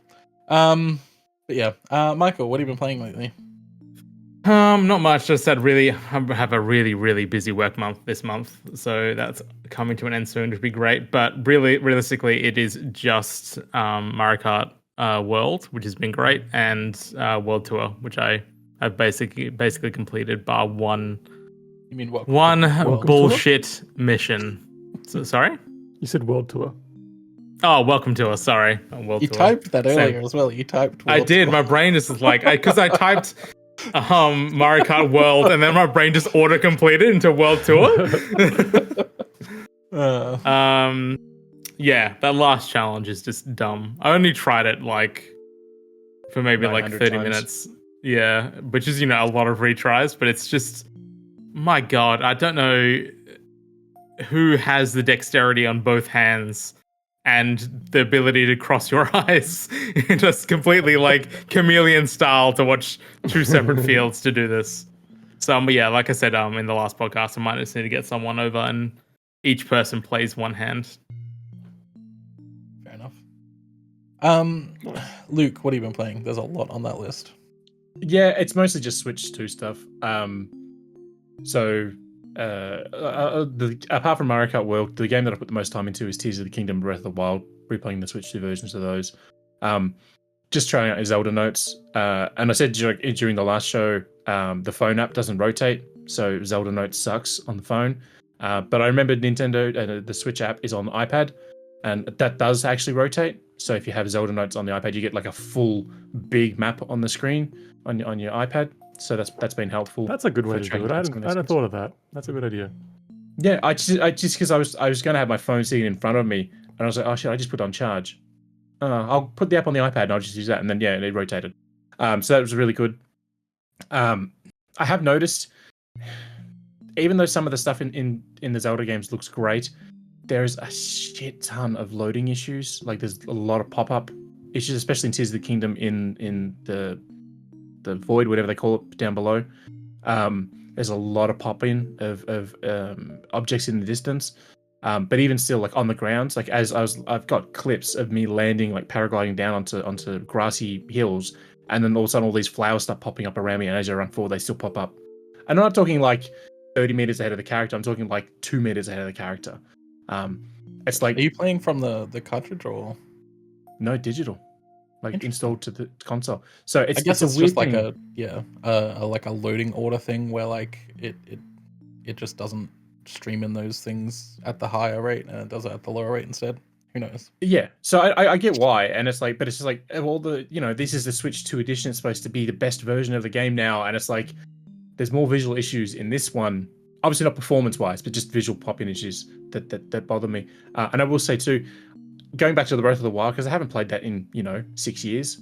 My God, after the Tears of the Kingdom, UI and all that with the menus, the Breath of the Wild one sucks so bad. It's so busted. So trying to use that again is just so weird. So, but yeah, that's mostly what I've been playing. It's just sort of Switch 2 stuff, which I'm having fun with. Also, in Breath of the Wild, I was pleased to see that the exploit to give yourself unlimited spirit orbs does still work. But it's frame perfect, and previously that was fine because the game was running at 25 frames a second, but now it's running at 60 FPS. So it's a much tighter window. But the exploit is still there. So if you want to get full hearts and stamina, you can do that. I did find a problem with Tears of the Kingdom though, in that I'm trying to get the Sage's Wills because the Zelda Notes let you know where all these things are, and through the last two that I've got to go are all on the islands with the giant three-headed dragon things. I can't think of their name off the top of my head. And it turns out trying to fight them back to back to back is not great because you go through so many goddamn weapons and arrows trying to fight one of them, going into a fight a second one straight away with hardly any gear. It doesn't lead to victory. So, yeah, And then one of them is in a frozen area, and my snow gear does not give me any armor. It's just the cold prevention. So, yeah, I'm like, if I go back into this to do it, I've got to like grind to get a whole bunch of stuff again to get back ready for fighting again. So, yeah. Angelo, what have you been playing lately? I will start. I'll go in the order of what I've been enjoying the most, at least. So I'll start off with Civ 7. Really quite enjoying Civ 7 on Switch 2. I decided to just bite the bullet and get it on Switch 2 because I wanted to get on PC initially, but then I thought, my PC is not quite up to scratch. I like to play it in the best possible way on PC, and I'll wait until like the first set of expansions, or maybe even the second one, comes out, and eventually it'll just be a lot cheaper than to get them at that point. And plus, it'll be better optimized, etc., etc. So in the meantime, I'll just get it for Switch 2, and I'll actually try out the MouseCon. Actually really enjoying the MouseCon. I think the MouseCon works quite well. The downside I've found, though, is that it is, for whatever reason, it's still susceptible to the same issues we had with the Switch 1, where if there isn't a direct line of sight between that right Joy-Con and the Switch console, if the console's behind the TV like it is with my dock, I've got it placed behind my TV, that every now and again it just cuts out, and it switches out from MouseCon mode into controller mode. And it just does it just for a second. And it's enough to just screw me up when I'm trying to make selections quickly and things like that. I don't know why that's still an issue. It's super weird and bizarre. I don't know if anyone else has seen. Have you updated your Joy-Cons? Because there is an update available for them out of the box. Because I was having some connectivity issues, but I updated them and then they went away. So yeah, I have updated them. It's super weird. I haven't tried it with a proper Bluetooth mouse, though. I should give that a crack. But it just seems to be. I'm just assuming it's a line of sight issue, and it's not just when it's in mouse mode either. My partner, when she was playing something, I think it was Breath of the Wild, she was playing with the Joy-Con detached, and she didn't have them in the cradle or anything. She had their hands separated apart. And same thing, Switch was docked behind our TV. We're only 2-3 meters away from the TV. We're not that far away from it. And she was losing connectivity with her right Joy-Con, but I suspect that she hadn't updated her controllers, so that might be the issue there. But it's just weird that we're both having the same issue despite the fact that I have updated hers and she hasn't updated hers. So yeah, bizarre. But when it does work, the MouseCon actually works really quite well. Really enjoying the way that Civ 7 plays on Switch 2. I do like the fact that whichever one you put down is the one that becomes the mouse. So you don't have to go into the menu to say, I'm right-handed or I'm left-handed. You just, if you're left-handed, put the left one down first. There you go. That's it, yeah. Next, I'll go with Undertale. Decided to revisit Undertale because I do want to get to Deltarune eventually. Yeah, really enjoying Undertale. That's my fall asleep, bedtime sleepy game. Yeah, it's the music and that's always charming. So is the dialogue and everything. So yeah, if for whatever reason no one has played Undertale yet, just jump into that one. It's a good fun time. It's usually pretty cheap. Might even be on sale at the moment for the next week or so. I can't remember, on the eShop. Next is Death Stranding, for something completely different and non-Nintendo. I went into this game thinking, oh look, I like Kojima's just, batshit insane stuff. I'll give it a crack, I'll jump in. And I was really into it for about 7 or 8 hours or so, and I just hit this point where I'm just constantly getting rolled by these stupid BT ghost things in this one particular area. And it's just been really frustrating, and I just got the motorcycle, and then I have to juggle being able to power that thing and not being able to drive it everywhere because there are rocks all over the place and I can't overcome that kind of terrain in this bike. And then my stupid baby thing is constantly crying, or it's knocked out now at this point or something's happening. And then there's always rain, so my stuff is deteriorating, and I'm just like, there is just too much going on at the moment and not a lot of it is fun. But I will stick with it because I do like being on the Kojima bandwagon every now and again. When there's That's definitely the feeling Kojima was going for. My stupid baby thing. Well, because the thing is when the BB is stressed, it starts crying, but it has a little meter, and then when it stops, when it runs out, I think the baby's just unconscious or something, or it's some sort of weird shock that it's undergoing, which I think means that you can no longer see the stupid ghosts, or you can't sense their presence when they're nearby. So I'm just like, oh great, now I'm absolutely screwed. I'm at the middle of this mountaintop, I can't get back down. I have to walk all the way over to where I need to go because A, I can't drive my bike over the terrain, and B, the fucking thing is flat. So it's just stressful. Having children is stressful, don't do it. You can soothe the baby though. I'm past that. It's dead. I gotta take it back and get that recharged as well. So that's what I mean. I'm just past that point.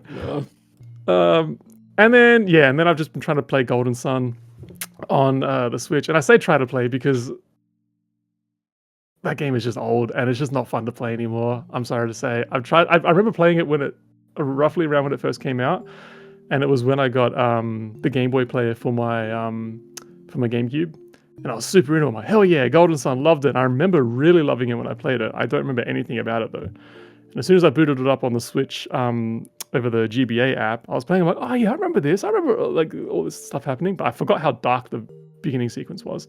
But I can remember, oh yeah, there's Synergy or whatever the powers are. Oh yeah, this guy Isaac. I remember. Yeah.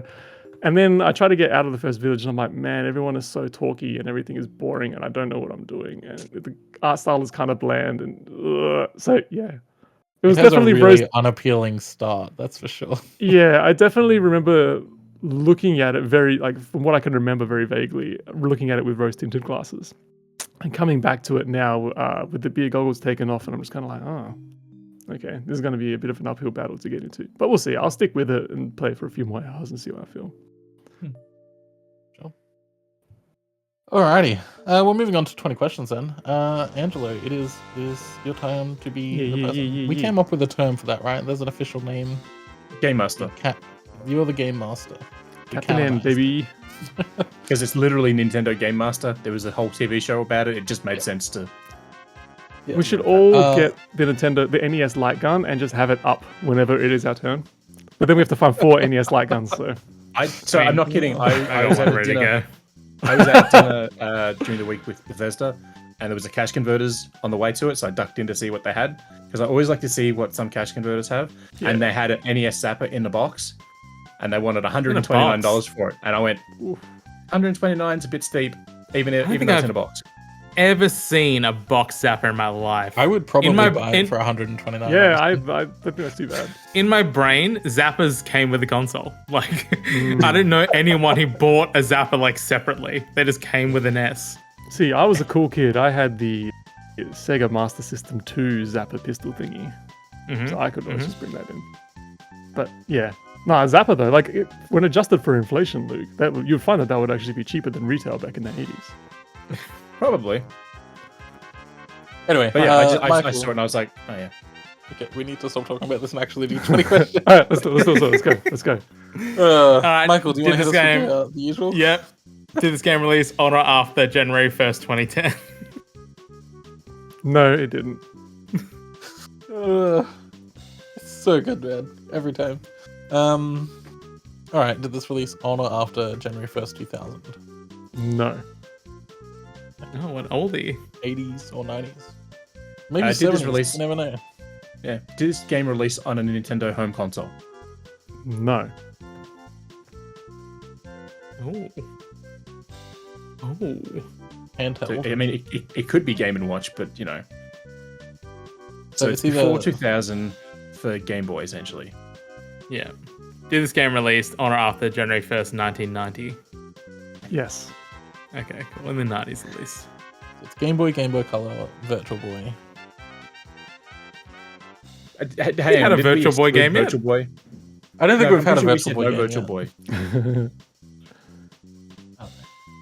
I'm just keeping it in mind, you know. It happens. All right. Was this game published by Nintendo?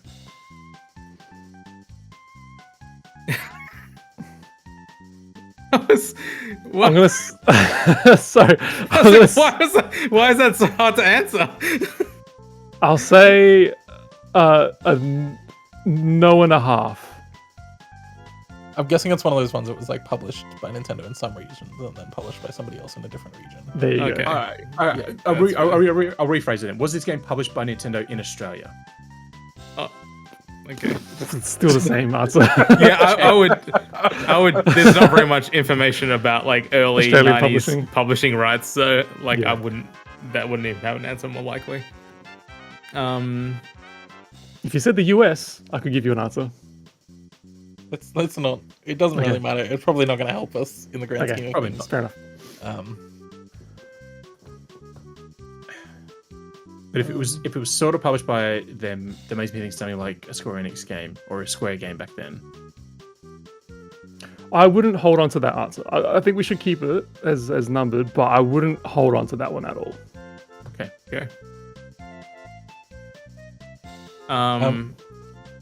Okay. Is this a licensed game? No. It's not like a Mickey whatever. Or... Did this game? I'm trying to figure out how to like either release on or had a version for Game Boy Color. No, not in the way that you said it. No, it wasn't released on Okay. Game Boy Color, and I don't believe it had a Game Boy Color version. Okay. Okay. Was it? Is this game part of a series? Yes.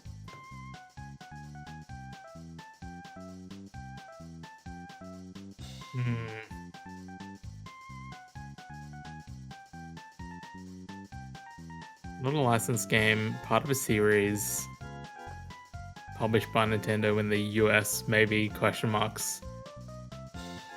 More than likely Game Boy.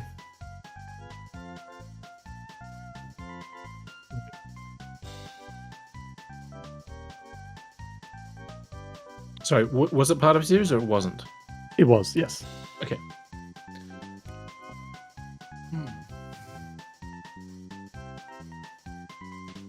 Is I don't want to waste a question. But if Go nobody for it. else has anything else, is this series still getting releases today? Yeah. Okay. I mean, kind of, yeah. Survival Kids. Survival Kids would be interesting, but I'm pretty sure that was a Game Boy Color game, right? I couldn't tell you. Yeah.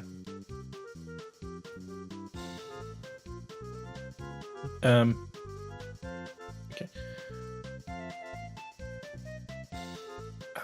I mean, is this a well-known series?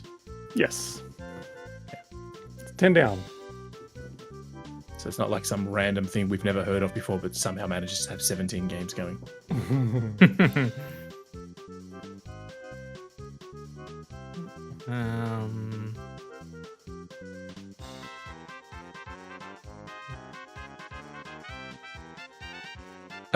Is this a sports game?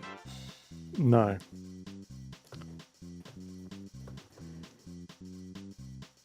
I'm just gonna. This is obviously so broad for Game Boy. I'm gonna ask just because so many of these Game Boy games were like this. Is this a platformer? Yes. Okay. I don't know if that actually helps the situation, just because like I think 90% of Game Boy games are platformers. But I mean, there were a couple of Yu-Gi-Oh games there.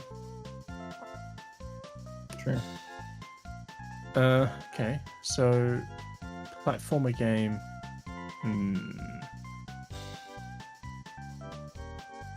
In a well-known series, it's still getting games today. I don't know if it's probably not developed by Nintendo if it wasn't published by Nintendo in all regions. I'm gonna assume. Yeah, I mean, So- some of the Pokemon stuff isn't technically published by Nintendo in Japan, but Yeah. Okay. Well, but back then it would have been because the Pokemon Company didn't exist yet. That was like Yeah. established in 2001, so... I mean, but then there was Creatures who was sometimes doing that as well, so... Fucking who knows. But it's a... platformer? That's what we established, Yeah. it, right? Yeah. Yeah. I don't know if I know of any platformers other than, like, Mega Man. Mega Man's definitely up there. I would say I guess Metroid is a Metroidvania if we want to separate that. Or, like, Castlevania, that had some games. Published by the Game Nintendo Boy. though? I mean, maybe. They were, like, Nintendo Maybe, yeah. exclusive It's so games on weird. the Game Boy for Castlevania. The 90s was such a fucking wild west of crazy publishing rights.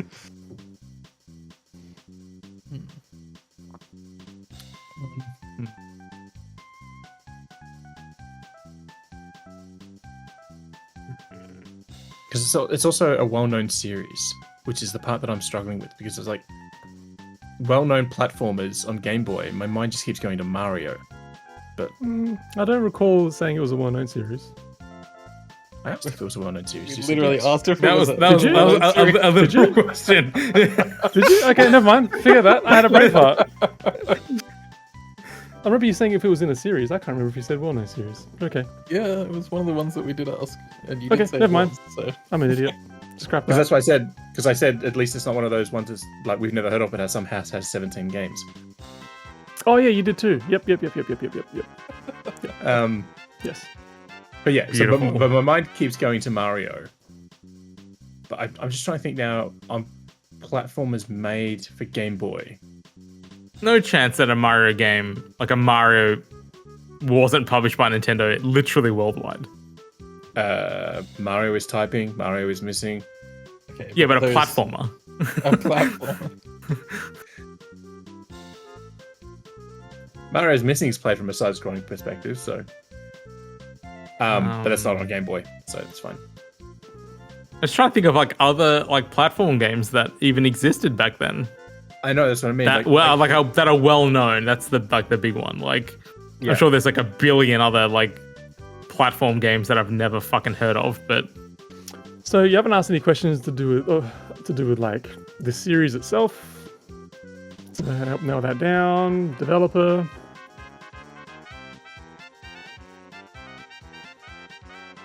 Okay. What's this okay. game? Well, here you go. Here you go Regions? first. Regions. I don't know. I was just going to say, was this game developed by was this game developed by a developer that's still in business today? By a developer. Ooh, that is a good question. Oh god. No. So if the developer's gone, that can Okay, be well something it's like not. It's not Mega Man then, because like Hudson. Capcom. Yeah. No, because Capcom outsourced a bunch of the handheld projects. Like basically anything that was like handheld exclusive for Mega Man was outsourced. Like, Yeah, because they including, like, changed the Mega Man. they game changed one of the series. developers on like 3 from whatever it was, and it was really bad, and they went back to the other one. For the Like remaining ones. what is it, like Dr. Wily's Revenge or whatever, the Game Boy one? I'm pretty sure that wasn't made in-house.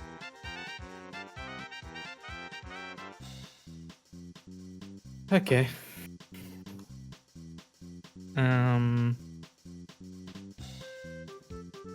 So we're on 13 questions. We could always ask if it's part of a series we've mentioned already. That would. Oh, that's a good point, yeah. I mean, we've named all of Yeah. the well-known series, but I mean, Yeah. it's worth trying, yeah. I mean, is this game part of? Sorry, have we mentioned the name of this series at some point? Yes. Okay, Okay. that means we don't have to worry about trying to come up with other ones. But you know, Mario, Mega Man, Castlevania. Castlevania. Castlevania Like I mentioned feels Acclaim, like, but I'm pretty sure every Castlevania is made by Konami. well, Potentially. no, it's not true because there were 3 games made by Mercury Steam. I Well, mean, yeah, they weren't. Not in weren't- this period, right? No, but that's what I mean. But so there's always the potential that one of them was made by Yeah, true. a party studio.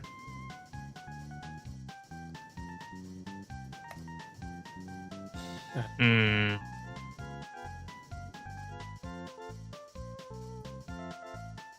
How many questions do you have left?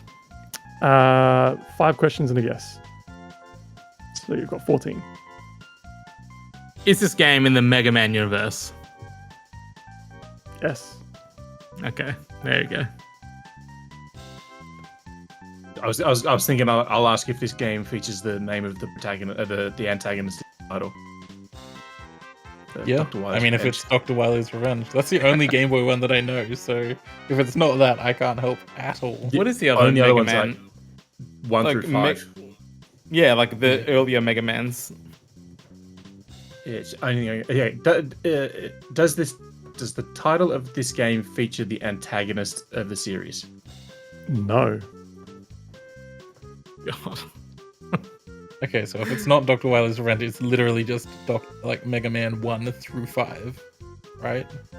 Unless there's some random other Mega Man game we've never heard of. That's This is highly probable. Like, there's so many Mega Man games. Is this game in the Nintendo Switch Online Game Boy app? Oh, I don't even know which ones are in there. Hold on, let me look that up. Do you know which ones All are in of there? them. That's a really terrible question. Okay. Every Game Boy Mega Man game is on there. I was like, are there all of them? Yeah, well, Yeah. the five numbered ones are. Yeah, every Game Boy Mega Man game is in Nintendo Switch Online. All of them, every single one of them. So No, I need to but my- confirm this. My thinking is maybe there's like some obscure one we've never heard of that isn't that Angelo's found. Right, I understand. Because Dr. Wily isn't in there from memory. yeah, Dr. Wily's Revenges. Yeah, it is. I thought he was in the Me Super. too. There's the Mega Drive one.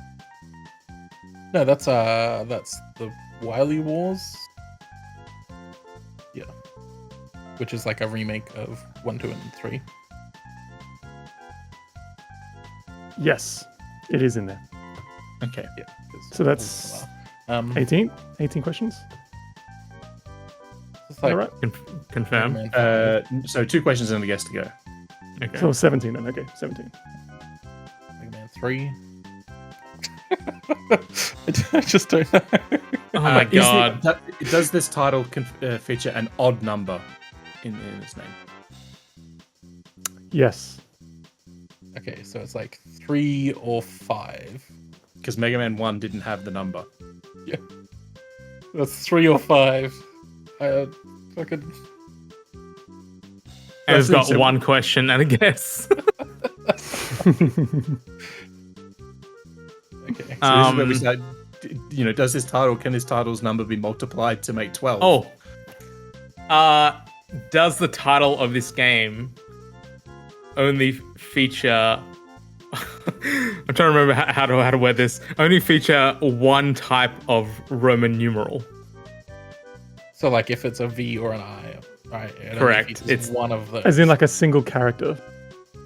You know, as in like one if type. it's So, like, yeah, one type. if So if it it's like was Mega Man 3, it would be, 3, like, 3 there will be eyes. 3 eyes, for So example. that's what I mean. If it's Like Mega, yeah, okay. So does it have one single Roman numeral? But how does that character? help us if it's 3 or if it's 5, which is the only I'm so, possibility? that's why I'm so Wait, confused. no, by I'm this sorry. always question. going I'm down an the idiot. Sorry. Oh my so god, that was confused. such a dumb Yes, moment. I mean, Angela, in my head, All right, it was all right. Mega Man 4. Let's ask a different. I'm so confused. Oh my god, that was so stupid. Oh boy.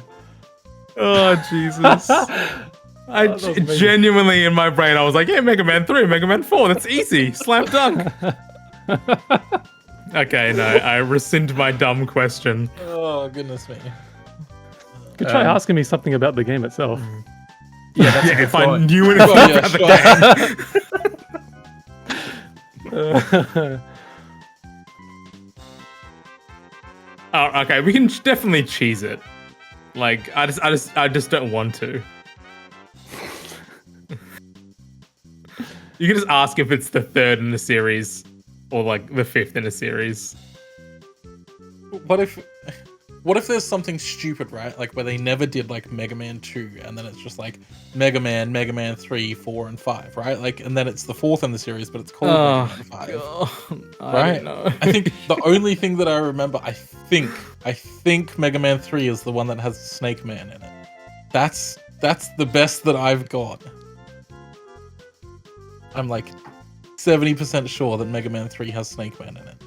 So like either it doesn't and we guess 5, or it does and we guess correctly, right? I genuinely could not ask you a single differentiating question out of any Mega Man game. I think we have to do the math question. That's the only way I can think. Is the You number can just of this ask game- if there's a 3 or a 5 in the title. You don't have to complicate it Yeah, beyond that. this is the thing. I just like... If you want to be boring, sure, we can just ask that question. Yeah, but it's not about boring or interesting. It's about winning. We need to win. If I said does We're not the here to number of this entertain, title Luke. multiply up to 15, then yeah, that would be hard because they both do. But if it's does this game feature the number 5 in any format, Roman numeral or regular numeral, in its title? No, it doesn't. Okay, it's All Mega right. Man 3. If this Mega isn't Man? Mega... If we've done this, we've got down to it, and it's not Mega Man 3, Jesus Christ. It's just Mega well, Man 3. Yeah, we have the single guess. That's our guess. can I please get a confirmation on which type of 3 you are inquiring?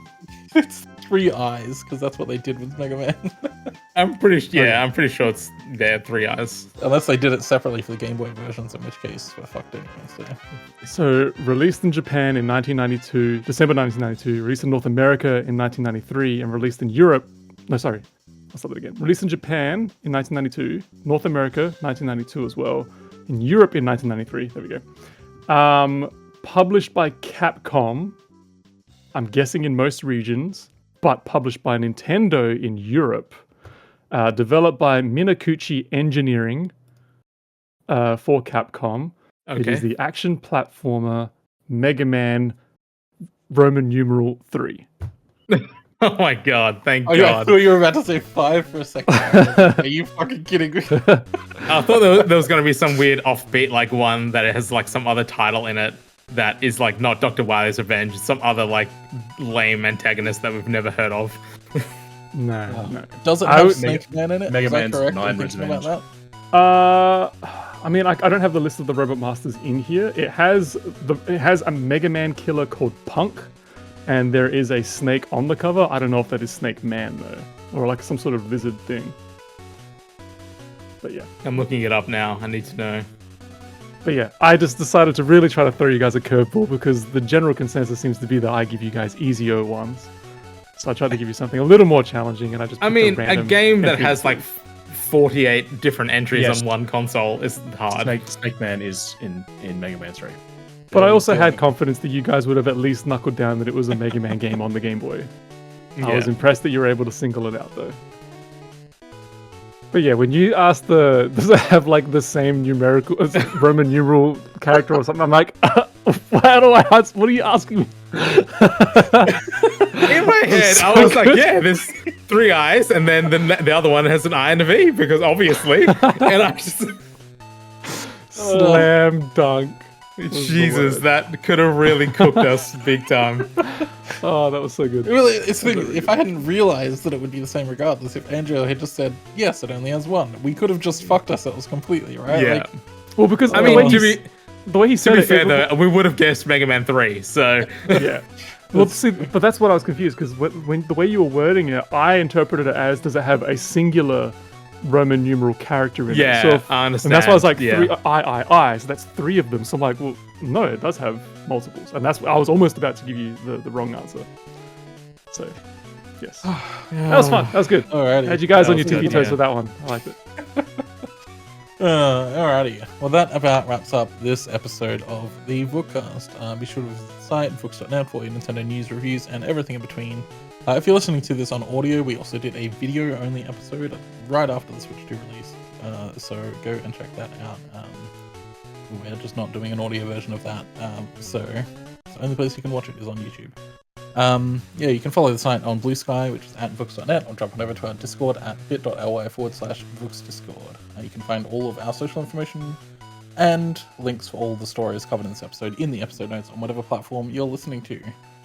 Thank you for tuning in, and we will see you in the next show.